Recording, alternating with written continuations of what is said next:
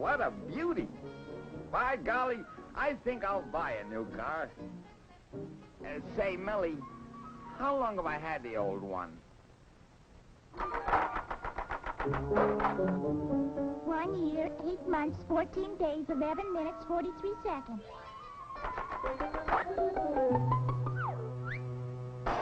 3 o'clock, boss. Time to go home. So it is. Well, I'm ready. A long day, 11 to 3, 2 hours for lunch, 3 days a week. It's a tough life.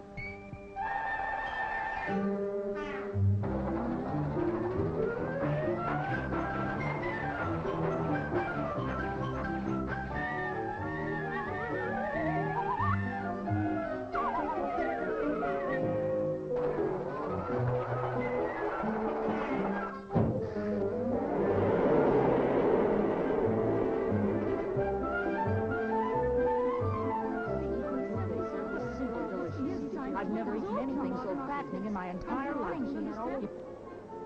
Give me license number WJK-412. I did 3 hearts. 3 no trump. I passed. Do you mind if I pass? Certainly not. Go right ahead. Thanks.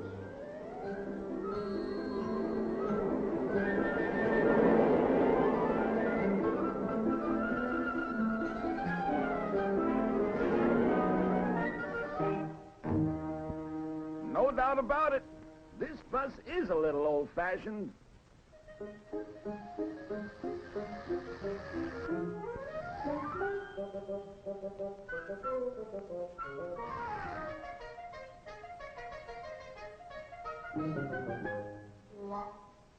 Well, that was delicious.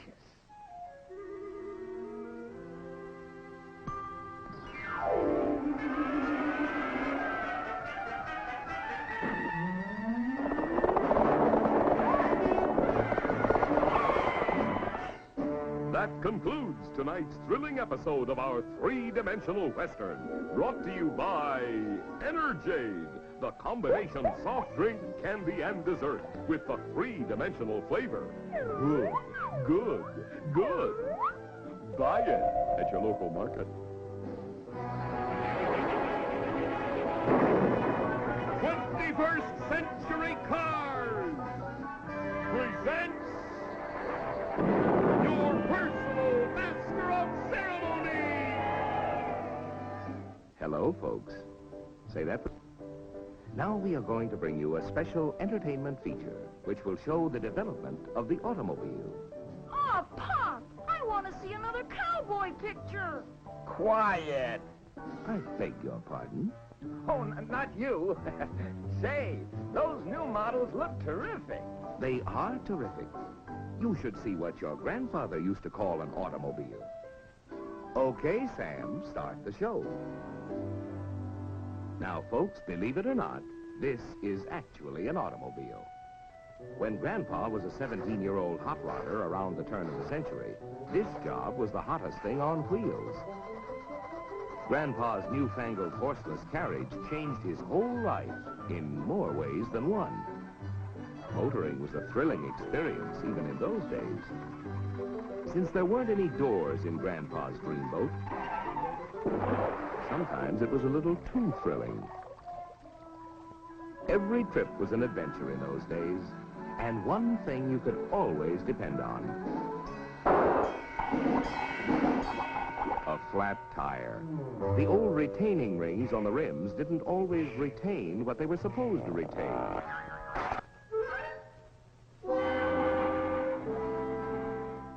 Shock absorbers hadn't been invented yet, and road conditions were ideal for testing the fatigue and failure points of automobiles and drivers.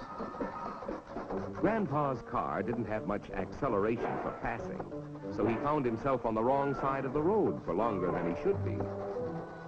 Caught out at night, Grandpa's gas or oil headlamps weren't much competition for a couple of fireflies. The little speedster had no top, and it was far from comfortable in an unexpected shower. The windshield was a great improvement. But without a wiper, even Grandpa's 20/20 vision couldn't keep him out of trouble. The runabout didn't have a self-starter, and often the 10-horsepower engine didn't respond to the hand crank. Occasionally, even on good roads, individual parts failed without warning. Axles snapped. When drag links and steering knuckles failed, it was hard to tell what might happen.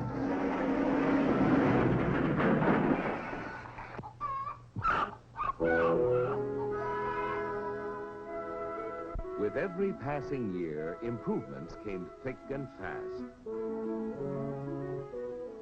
Stronger and safer wheels were developed with demountable rims for tires.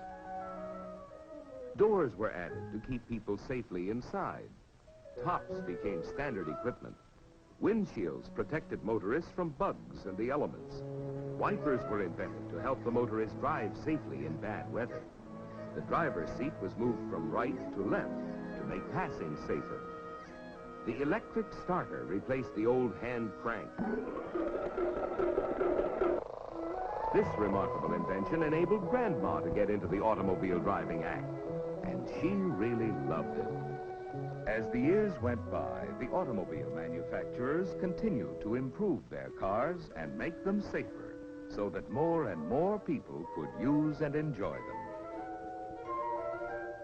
Pressed steel wheels for greater strength, stoplights to warn following drivers, rear-view mirrors, four-wheel hydraulic brakes to increase stopping power, bumpers to add more protection, rubber-covered pedals to keep feet from slipping.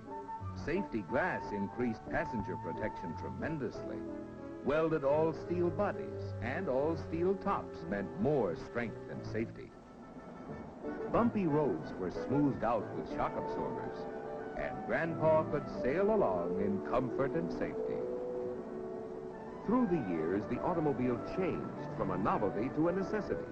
It created a new way of life. It provided a whole new concept of transportation for industry. And we became a nation on the move for work and pleasure. Besides designing better automobiles, the manufacturers developed research and testing techniques to help them build safer cars. The science of metallurgy met the challenge of creating more efficient and stronger parts and assemblies. Scientists used all kinds of technical equipment in research and development programs. Ingenious torture tests were designed to reveal fatigue and failure points in parts and assemblies.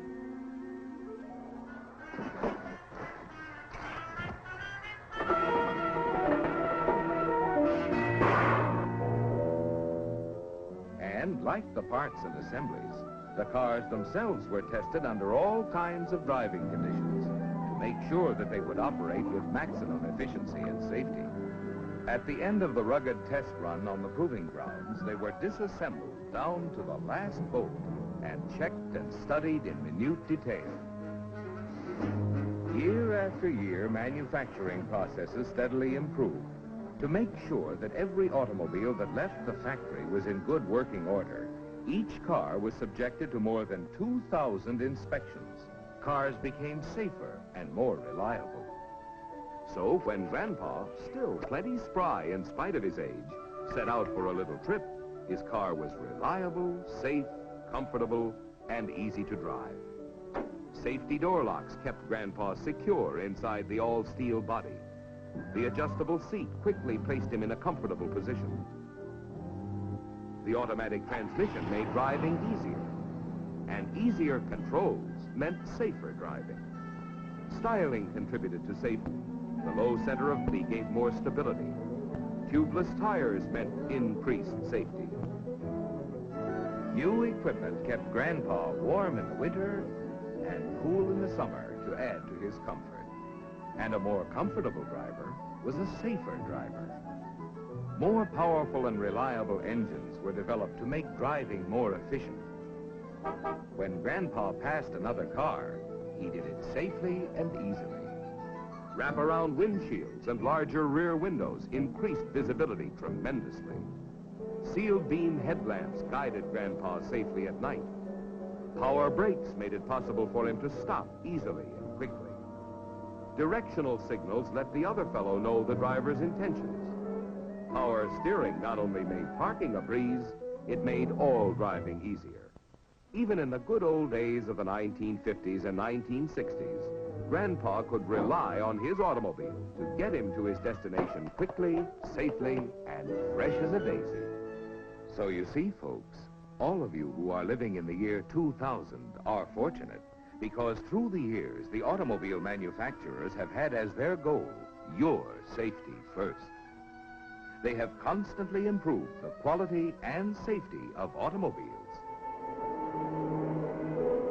And they will continue in the future as they have in the past to create cars that are more maneuverable, more responsive, more dependable in every situation, and easier, more pleasant, and safer for all of us to drive, including, of course, Grandpa. That's the ding-dong truth, folks. Look at me going on 117. It's this easy modern living that does it. Well, so long, kids. Gotta go pick up another new model.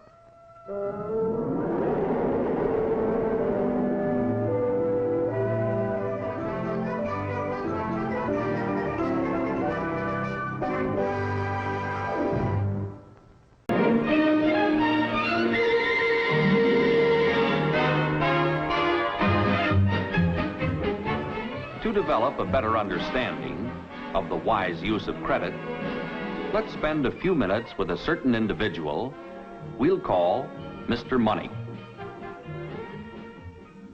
Hello, I'm Mr. Money. People can't seem to get along without me as cash or credit. Everybody knows there are many forms of credit available to consumers everywhere in our country. These young men and women are high school students preparing themselves for a successful and happy life. John Nelson will be graduating this year. Judy Naylor is a junior. John and Judy are friends of mine. They drop in to see me from time to time, and we have some interesting discussions. Let's borrow them for a while. Well, here we are again. Yeah. Oh, hi, Mr. Money. Hello, John. And how are you today, Judy? Just great. You remember our learning machine over there? Well, sure, that's a great gadget. What's it going to teach us today, Mr. Money? I'll turn it on and you'll see.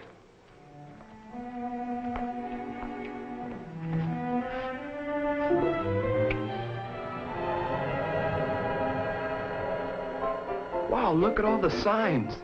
You see them every day. Sure, but they never make much sense to me. They may look a little confusing. Actually, they're just advertising the many ways credit is used. By the way, John, what does credit mean to you? Gosh, I don't know. Buy now and pay later, I guess. Not bad. But there's a lot more to it than that. Credit has been defined as man's confidence in man. Webster's dictionary says credit is trust, given or received. Almost everybody in the United States uses credit in one form or another. Millions of people use credit to buy the things that add up to a better living. Well, there's sure a lot of things that I'd like to buy for better living. How about giving me a little credit? Nobody gives you credit, John. It's something you have to earn. I don't understand, Mr. Money. How can you earn credit? Well, we'll select another channel on the learning machine by remote control and see. To earn credit, first you have to develop your character. You have to be trustworthy. Second, you have to have capacity to pay your bills. And third, you need some capital in the form of savings and other property. Scoring high on these 3 C's is essential to earn a good credit rating. Gee, I bet my dad scores high on the 3 C's. Oh, that's right, Judy. Your father has an excellent credit rating. Here's his record at the Credit Bureau. Why, it goes way back before I was born. Oh, yes, Judy. Your father earned and has always kept a good credit rating. Now that you know something about credit, Let's bring back those signs that seem so confusing. What do you mean, seemed confusing? I still don't get it. All these signs are only advertising consumer credit. And there are two kinds. The first is non-installment credit, or single payment credit. The other kind is installment credit, which is repaid in 2 or more payments. Non-installment credit is usually extended for 30, 60, or 90 days, and repaid in a single lump sum. Non-installment credit is also available in stores, where people buy many things on a 30-day charge account. Credit cards for travel, gasoline stations, hotels, restaurants also provide non-installment credit. Electricity, water, gas, and telephone service are furnished by utility companies on monthly credit. Dentists and doctors extend credit by billing monthly. Non-installment credit is used by people who borrow cash and repay the loans in one lump sum. In addition to using non-installment credit, consumers use installment credit. It is usually extended for a period of a few months to 2 or 3 years. There are two kinds of installment credit: installment sales credit and installment cash credit. Installment sales credit is generally used to purchase such things as furniture, automobiles, appliances, and similar products. Since an automobile is one of the major purchases consumers make with installment sales credit, let's see what's involved. Here's the consumer, and here's the car dealer. The first thing to understand is that a legal contract spells out the agreement between the consumer and the dealer, including the number and amount of installment payments. The wise buyer makes certain he's getting good value for his money and always reads the fine print to make sure he understands all the terms of the contract before he signs it. Installment sales credit is used extensively by consumers, and so is installment cash credit.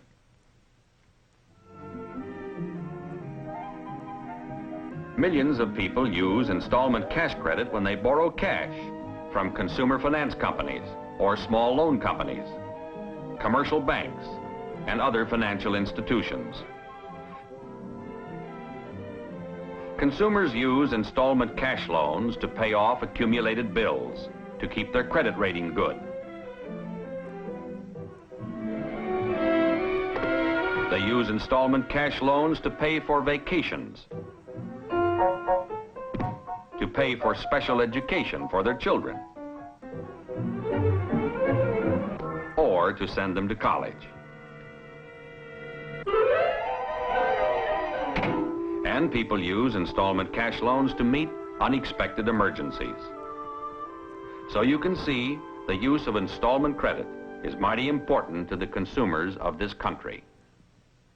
Mr. Money, my father's been making payments on our home for years.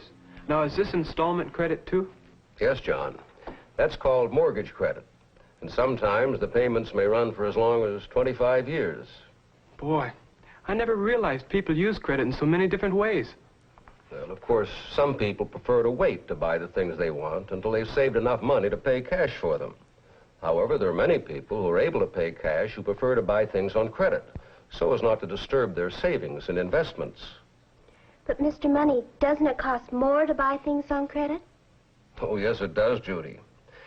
Let us have the learning machine show us some of the factors that enter into the cost of providing credit to consumers. One of the cost factors is maintaining up-to-date credit information. Then there are bookkeeping costs, keeping up the records, and collecting payments. In addition, there is the cost of borrowed and equity capital. The price you pay for credit service depends upon such things as the type of merchandise you buy, the amount of your down payment, how long you take to complete your payments, or if you borrow cash, how long you take to pay it back, the type of security you give, and your credit rating. Now, there's another thing you both should know in order to use credit wisely. And that is how to figure the maximum amount of credit or other obligations you can safely afford. Sounds like another good job for the learning machine. Right. Let's see how you and Judy, as Mr. and Mrs. Homemaker, arrive at the amount you can safely afford to spend. When Mr. and Mrs. Homemaker figure the maximum amount of credit or other obligations they can safely afford each month, they first deduct from gross income their income taxes, Social Security, and any other deductions they make to arrive at their take-home pay or disposable income. Under disposable income expenditures, they deduct essential living costs. Their discretionary income is left. Out of discretionary income, they provide for savings, insurance, recreation, and contributions to their church. After deducting any payments they are making on any installment purchases or cash loans, let's assume they have $30 of their monthly discretionary income left. So $30 a month, that's the maximum total obligation we can safely afford to take on for new credit payments of any kind. That's right, John. Gee, Mr. Money, do girls have to learn all this about credit, too? Well, Judy, women do most of the shopping when they get married, and very often spend most of the family income. Well, sure. If a guy has to work hard to earn money, well, a wife ought to learn to help get the most out of it. That's right. A husband and wife should plan together how the family earnings should be spent. Before they borrow cash or buy anything on installments, they should carefully figure whether the benefits of credit service are worth the extra charge. Well, you can be sure, Mr. Money, that, well, before I buy anything I need on the installment plan or borrow cash for some good reason, I'll figure out all the costs to make sure the deal's worthwhile. And so will I. Good. Oh, gee, our time's up already, Mr. Money. We can't be late for class. When will we see you again? Soon, I hope. Are you ready to go now? Goodbye, Mr. Money. And thanks a lot for helping us learn how to use credit wisely. So long. Goodbye.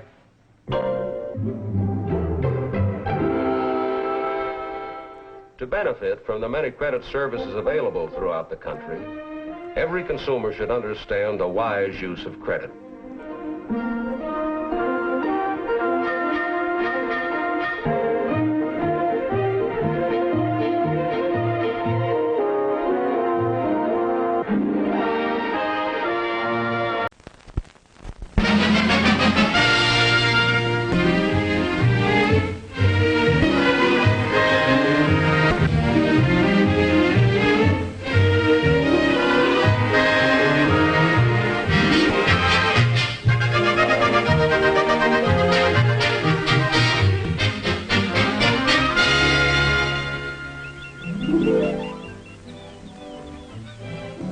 This is the residence of Fred Finchley.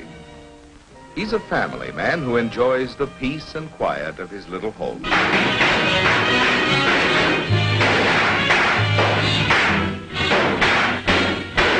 Fred Finchley has a good job. Ready, look. And his family enjoys their standard of living. His salary keeps up with the cost of living, and he owns some of those work-saving appliances we all admire so much. Finchley always checks to make sure he gets his money's worth. But after paying his bills, his savings account, and life insurance premiums, there never seems to be enough money left to pay for that. But there's a time for dreaming and a time for working. So every workday morning, Finchley joins the stream of traffic that flows toward his job. As you can see, Finchley could not be called Victor, but he always gets to work. Right on time. Hey! Sorry, $60 a month. Have a cigar. Thanks for the good work, Finchley. Well, gee, thanks, JB, for the cigar and the raise. $60 a month. Hey, can I use it? Sure you can, Mr. Finchley. But how? Huh? Yes, what will you do with those extra dollars? There are lots of things you could do. Bury it in a tin can in the backyard, for instance. But idle money may in time depreciate. Or you could spend it on a couple of nights out a week with the wife.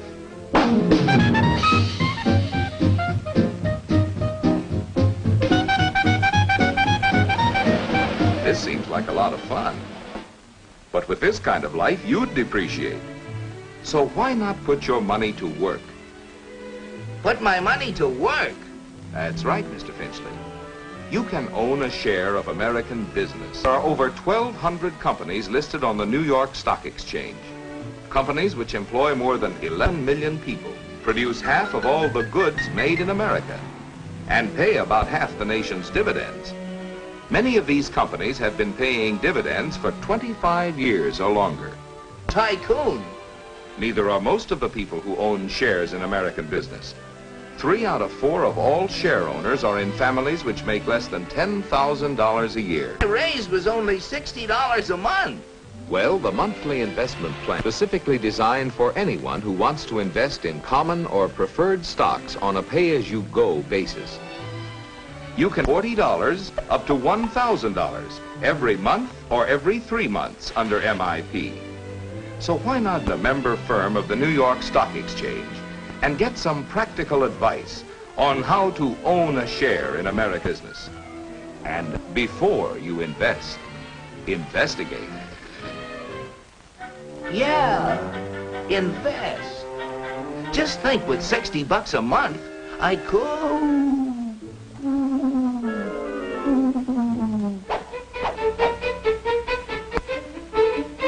Just a moment, sir, if you please. You look like the kind of a man of judgment who knows how to invest his money wisely.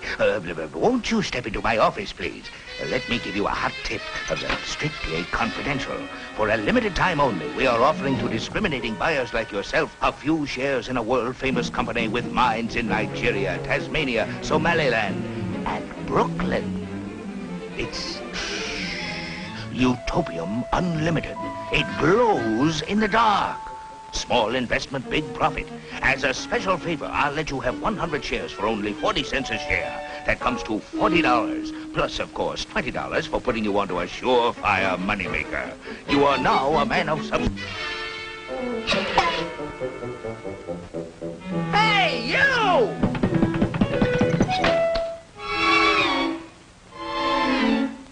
Mr. Finchley, there is a big difference between dealing with a fly-by-night operator and a reputable broker. Please sit down, Mr. Finchley. First, tell me, what are you gonna sell me? Not a thing, Mr. Finchley. As members of the New York Stock Exchange, we are prepared to be of service to you if please.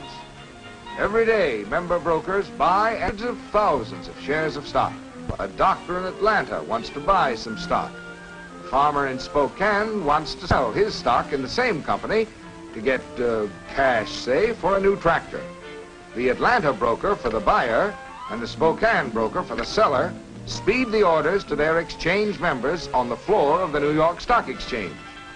When the floor broker representing the buyer bids the price asked by the floor broker representing the seller, a transaction is made. When you sell securities on the New York Stock Exchange, you win cash by the buyer. Every day, millions of dollars of listed securities are bought and sold on the New York Stock Exchange.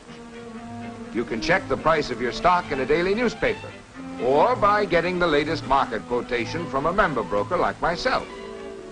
Well, how do I get the facts before I invest? Before you buy stock in a company, you'd want to know, among other things, its record of sales for previous years, what dividends it has paid, and its prospects for the future. Of course, we can't foretell the future, but we can give you many facts and figures to help you select a suitable stock. Well, how about this monthly investment plan? Maybe I'd want to invest only about $50 a month. Well, MIP was set up for people who want to buy stocks on and $50 a month can build up quite a little nest egg.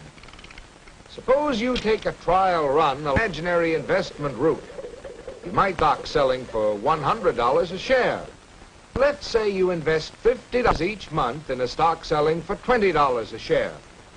At this price, your buys almost 2.5 shares the broker's commission.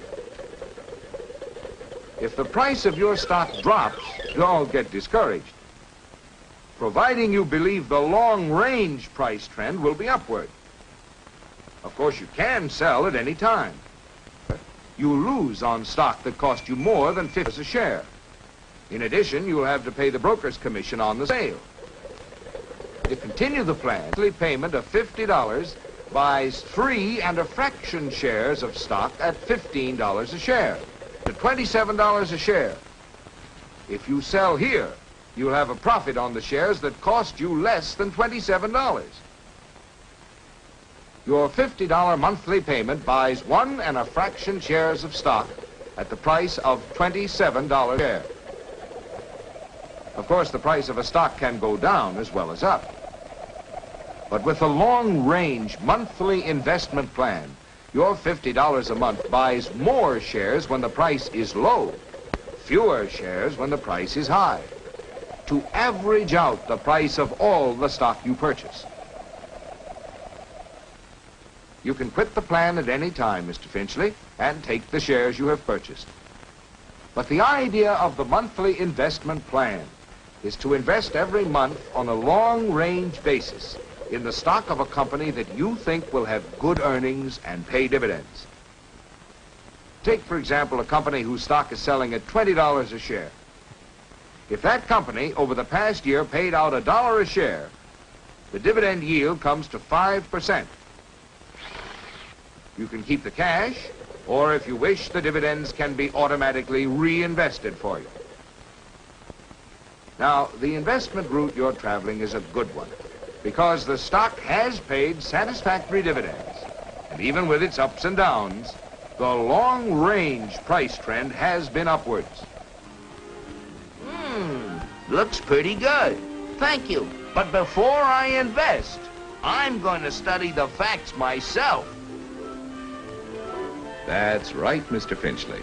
All investors should study the facts carefully before they buy any stock. And remember, the monthly investment plan is designed especially for people who want to invest as little as $40 or $50, as well as for those who want to invest up to $1,000 every month or every 3 months. There are many promising investment routes to travel. Many companies whose stocks are listed on the New York Stock Exchange have helped to build our rising standard of living by constantly creating new jobs, services, and products. Therefore, Mr. Finchley and all those who can assume the risk of seeking dividends and profits can put their dollars to work by owning their share of American business through the monthly investment plan.